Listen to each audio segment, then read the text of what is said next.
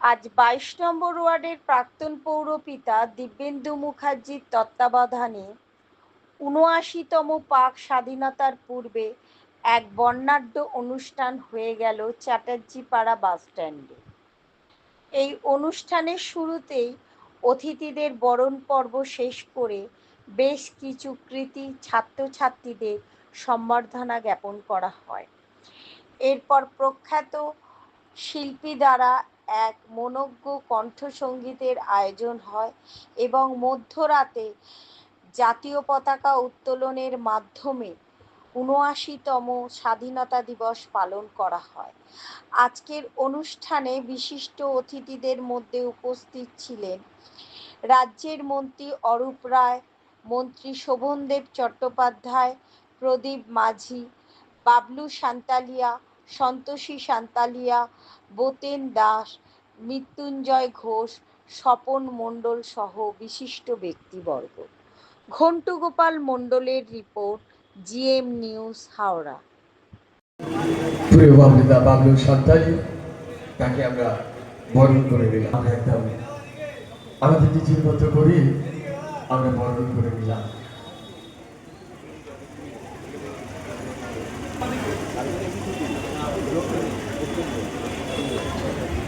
তাকে সম্মাননা জ্ঞাপন করছেন আমাদের সকলের পুরস্কার ভাই হাজরা কি খান মাধ্যমিকে।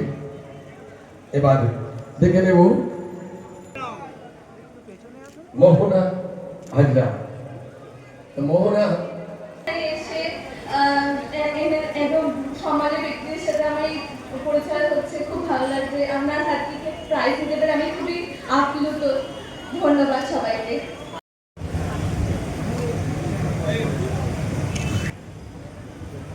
মৃত্যুঞ্জয় ঘোষ,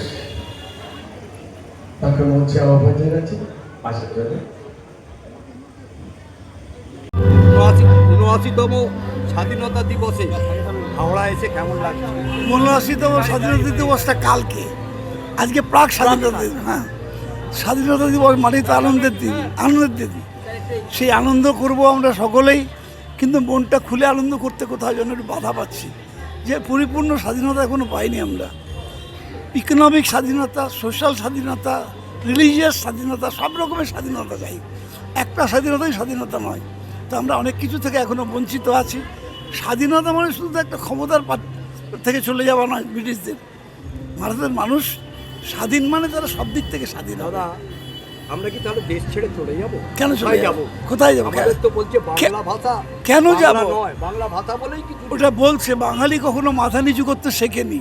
অতএব ওদের আমাদের রবীন্দ্রনাথকে ভুলে যেতে, এই অত্যাচারের বিরুদ্ধে মানুষ রুখে দাঁড়াবে, চিন্তা করার কোনো কারণ নেই। জাতি ধর্ম দেখবেন না, সবাই একসঙ্গে থাকবেন।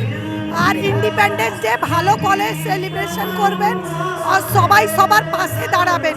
কোনো বিপদ আপদে সবাই একত্র হয়ে সব সমাজে যত নোংরা কাজ হচ্ছে তাকে পরিষ্কার করার চেষ্টা করুন। ব্যাস।